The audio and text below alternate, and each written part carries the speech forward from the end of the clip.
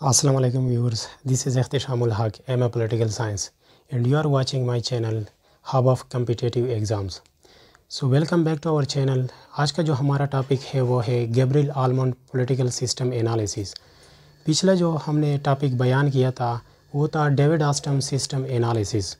تو ہم نے پچھلے لیکچر میں آپ لوگوں کو بتایا تھا کہ ڈیوڈ آسٹن کا جو سسٹم انالیسس ہے وہ گیبریل آلمنڈ نے تھوڑا موڈیفائی کر کے بیان کیا ہے. تو گیبریل آلمنڈ جو ہے وہ ایک امریکن پولیٹیکل سائنٹسٹ ہے اور وہ 1956 میں ایک آرٹیکل لکھتا ہے جس میں وہ پولیٹیکل سسٹم انالیسس کے بارے میں بات کرتا ہے. اور اگین وہ 1960 میں اپنا ایک کتاب شائع کرتا ہے، اس میں بھی وہ اگین پولیٹیکل سسٹم انالیسس کے بارے میں بات کرتا ہے. اور اگین وہ دوسرا کتاب شائع کرتا ہے ان 1966 سسٹم انالیسس کے بارے میں بات کرتا ہے. تو گیبریل آلمنڈ نے جو ہے وہ 1966 میں امریکن پولیٹیکل ایسوسیشنز کا پریزیڈنٹ بنایا جاتا ہے اور وہ اپنے پریزیڈنشل ایڈریس میں بھی وہی پولیٹیکل سسٹم انالیسس کے بارے میں اپنا پریزیڈنشل ایڈریس میں بات کرتا ہے. تو گیبریل آلمنڈ جو ہے وہ سب سے پہلے کہتا ہے کہ واٹ از پولیٹیکل سسٹم، یعنی کہ پولیٹیکل سسٹم کیا ہوتا ہے. تو اگر ہم دیکھیں یہ کہ پولیٹیکل سسٹم جو ہے وہ 2 ورڈ سے بنا ہے، پولیٹیکل اینڈ سسٹم. سسٹم جو ہے وہ ڈیفرنٹ پارٹس ہے، یعنی ڈیفرنٹ پارٹس انٹر ریلیٹڈ ہوتے ہیں اور وہ ایک گول کو اچیو کرنے کے لیے کام کرتے ہیں. یعنی different interrelated parts working for the achievement of specific goal is called a system. تو سسٹم انوائرمنٹ میں ڈیفرنٹ سسٹمز ہوتے ہیں such as economic, social, cultural, religious, political etcetera. تو یہ سارے سسٹمز ہوتے ہیں اور اس میں پولیٹیکل کب بن جاتا ہے جب اس کے پیچھے لیجیٹیمیٹ فورس بن جاتا ہے. یعنی اس سسٹم کے پیچھے جب لیجیٹیمیٹ فورس ہوتا ہے تو پھر وہ پولیٹیکل سسٹم میں آ جاتا ہے. یعنی اگر ہم ایک ایگزامپل لے لیں کہ ایک اکنامک سسٹم ہے، ایک انڈسٹریلسٹ ہے اور اس کے نیچے چند ورکرز کام کرتے ہیں. تو جب ورکرز اپنے انڈسٹریلسٹ سے، اپنے باس سے اپنے تنخواہوں کو انکریز کرنے کی ڈیمانڈ کرتا ہے تو پھر وہ ڈیمانڈ اگر ایک انڈسٹریلسٹ اس کو نہ مانے تو پھر یہ ورکرز جو ہوتے ہیں وہ آ جاتے ہیں روڈز پر اور ریاٹس کرتے ہیں. تو پھر جب یہ ورکرز ریاٹس کرتے ہیں تو پھر اس کے جو ڈیمانڈز ہوتے ہیں وہ گورنمنٹ کی طرف جاتی ہے اور گورنمنٹ اس پر پروسیس کر کے رولز اور ریگولیشنز بناتے ہیں اور وہ بیچ دیتے ہیں. تو پھر جو انڈسٹریلسٹ ہوتا ہے وہ باؤنڈ ہو جاتا ہے اور وہ اپنے ورکرز کو وہی ویجز دیں گے جو گورنمنٹ نے مختص کیے ہیں. تو پھر اس کا مطلب یہ ہے کہ یہ جو اکنامک ایشو تھا جب یہ ریاٹس کی صورت میں آیا اور اس سے ان پٹ بن گیا گورنمنٹ کی طرف تو اس کو ہم پولیٹیکل کہتے ہیں. یعنی اکنامک ایشو سے پولیٹیکل بن گیا. تو اس طرح جو پولیٹیکل سسٹم ہوتا ہے وہ لیجیٹیمیٹ فورس اس کے پیچھے ہوتی ہے. تو ڈیفرنٹ ایشوز ہوتے ہیں اکنامک، سوشل، ریلیجیس ایکسیٹرا. تو اس کے پیچھے جب لیجیٹیمیٹ فورس ہوتی ہے تو پھر وہ پولیٹیکل بن جاتی ہے. اس کے بعد آتی ہے باؤنڈری. یعنی باہر جو انوائرمنٹ ہے اس میں سوشل بھی ہو سکتے ہیں، اکنامک بھی ہو سکتا ہے، ریلیجیس بھی ہو سکتے ہیں. یعنی کہ انوائرمنٹ میں ڈیفرنٹ ایشوز ہوتے ہیں. تو پھر وہ جب پولیٹیکل سسٹم کی طرف آتے ہیں تو پھر یہ پولیٹیکل بن جاتے ہیں. یعنی گیبریل آلمنڈ کہتے ہیں کہ ایک پولیٹیکل سسٹم جو ہے اس کا باؤنڈری کبھی ایکسٹینڈ ہوتا ہے اور کبھی کنٹریکٹ ہوتا ہے. تو اس طرح جب ڈیفرنٹ ایشوز سسٹم کی طرف آ جاتے ہیں تو پھر سسٹم کا جو پولیٹیکل سسٹم ہے اس کا باؤنڈری ایکسپینڈ کرتا ہے. تو اس طرح جو ہم نے پچھلے ایگزامپل دیا کہ ایک اکنامک ایشو ہوتا ہے جب انڈسٹریلسٹ اپنے ورکرز کو جو ویجز کی ڈیمانڈ کرتے ہیں اس کو انکریز نہیں کرتے تو پھر وہ پولیٹیکل ایشوز بن جاتی ہے جب وہ روڈ کی طرف آتے ہیں اور احتجاج ریکارڈ کرتے ہیں. تو اس طرح اس کے پیچھے لیجیٹیمیٹ فورس بن جاتی ہے، گورنمنٹ کی طرف رولز ریگولیشنز آ جاتے ہیں.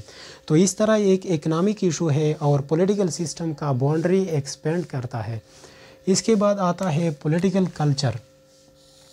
پولیٹیکل کلچر کا مطلب یہ ہے کہ ایک انڈیویجول کا آؤٹ سائڈ بیہیویئر صرف نہیں دیکھا جاتا پولیٹیکل سسٹم میں صرف اس کا آؤٹ سائڈ بیہیویئر نہیں دیکھا جاتا، بلکہ اس کے ان سائڈ جو ایٹیٹیوڈز ہوتے ہیں، جو بیہیویئرس ہوتے ہیں، جو بیلیفس ہوتے ہیں، اس کو بھی اسٹڈی کیا جاتا ہے، تو اس کو ہم پولیٹیکل کلچر کہتے ہیں۔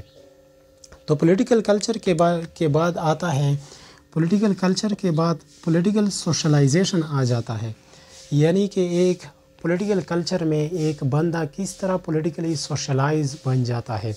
تو جب ایک فیملی ہوتی ہے اور وہ یکجا اکٹھا ہو جاتی ہے اور وہ پولیٹیکل سسٹم کے بارے میں بات کرتے ہیں، تو جو چھوٹا بچہ ہوتا ہے وہ اپنے فیملی سے اس کے بارے میں سنتا ہے اور جانتا ہے، تو اس طرح وہ جب بچہ ہوتا ہے وہ سب سے پہلے فیملی میں سوشلائز ہو جاتا ہے، یعنی جو فرسٹ سٹیپ ہے سوشلائزیشن کا وہ ہے فیملی۔ تو اس کے بعد وہ بچہ جب بڑا ہو جاتا ہے اور اسکول میں داخل ہوتا ہے، تو اسکول میں بھی وہی باتیں ہو جاتی ہے اور ٹیچر اس کو وہی باتیں بتاتی ہے اور اس طرح وہ سوشلائز ہو جاتا ہے۔ اور اگین جب وہ اس سے بھی بڑا ہوتا ہے اور وہ کالج اور یونیورسٹی میں داخلہ لیتا ہے، تو پھر وہ اور بھی پولیٹیکلی سوشلائز ہو جاتا ہے۔ اور اس کے بعد جب وہ فارغ ہوتا ہے تو سوسائٹی میں ڈیفرنٹ گروپس ہوتے ہیں جو وہ اپنے دوستوں کے ساتھ اس پر بات کرتے ہیں اور اس طرح اس کی سوشلائزیشن بڑھ جاتی ہے۔ اس کے بعد جب ایک بندہ سوشلائز ہو جاتا ہے تو پھر اس کی ریکروٹمنٹ ہو جاتی ہے، یعنی کہ پولیٹیکل سسٹم میں اس کو ریکروٹ کیا جاتا ہے، اس کو انسرٹ کیا جاتا ہے۔ اس کا مطلب یہ ہے کہ پولیٹیکل سسٹم میں جو اولڈ امپلائیز ہوتے ہیں یا تو وہ مر جاتے ہیں یا وہ اپنے سسٹم کو لیو کرتے ہیں، یعنی یا اس کا ٹائم پورا ہو جاتا ہے یا وہ مر جاتے ہیں۔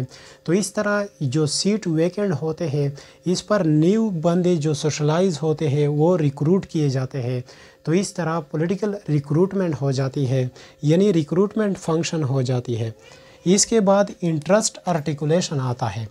اس کا مطلب یہ ہے کہ جو بندے ہوتے ہیں وہ اپنے نیڈز، اپنے ڈیمانڈز کو ایکسپریس کرتے ہیں، یعنی جو ڈیمانڈز ہوتے ہیں لوگوں کے وہ کسی پولیٹیکل پارٹیز، اوپینینز یا میڈیا کے ذریعے اپنے ڈیمانڈ کو ایکسپریس کرتے ہیں، تو اس کو ہم انٹرسٹ آرٹیکولیشن کہتے ہیں، یعنی expression of interest of individual is called interest articulation.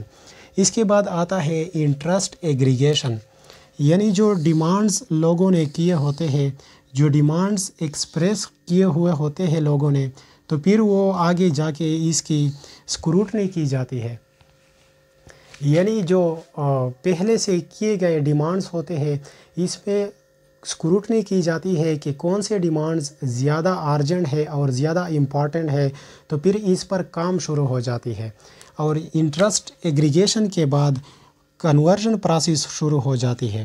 Conversion process کو اگر ہم سمپل الفاظ میں کہیں تو یہ ایک گورنمنٹ ہے، یعنی گورنمنٹ کو جب ان پٹ آ جاتی ہے تو پھر اس پر گورنمنٹ ڈیبیٹ کرتے ہیں، ڈسکشنز کرتے ہیں اور وہ اس کے نتیجے میں ہمیں آؤٹ پٹ دیتے ہیں، اور آؤٹ پٹ جو ہوتے ہیں وہ اتھارٹیٹیو ڈیسیجنز ہوتی ہے گورنمنٹ کے، یعنی وہ ہمیں آؤٹ پٹ دیتے ہیں اس ڈیبیٹ کے نتیجے میں، اور وہ آؤٹ پٹ جو ہوتے ہیں وہ اتھارٹیٹیو ایلوکیشنز یا اتھارٹیٹیو ڈیسیجنز ہوتے ہیں۔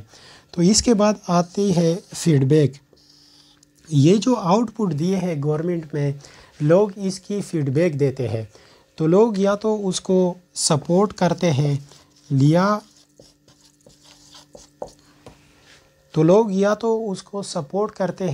یا اس کو اگین ڈیمانڈ کرتے ہیں۔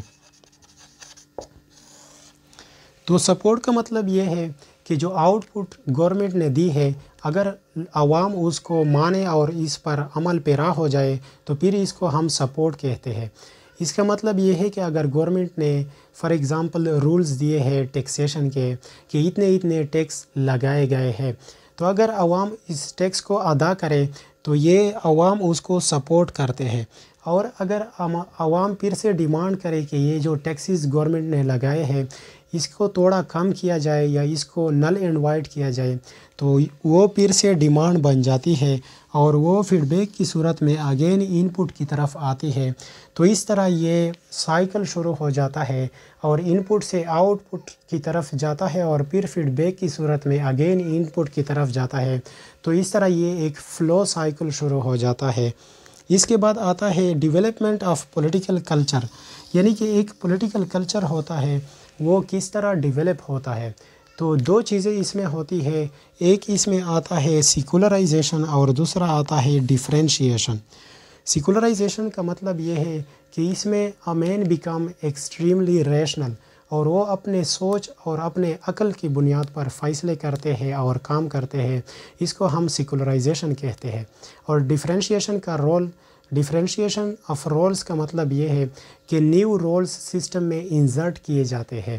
تو سیکولرائزیشن ٹریڈیشن میں یہ ہوا کرتا تھا کہ جو ٹریڈیشنل سوسائٹی ہوا کرتی تھی اس میں جو لیڈرز ہوتے تھے وہ لوگوں کے کسٹمز اور اس کے ٹریڈیشنز کو پڑھتے تھے اور اس کے بنا پر وہ لوگوں سے ووٹنگ بینک کو زیادہ کرتے تھے، یعنی لوگوں سے ووٹ حاصل کرتے تھے، اور وہ اس کسٹم اور ٹریڈیشنز کو استعمال کر کے لوگوں سے ووٹ حاصل کرتے تھے۔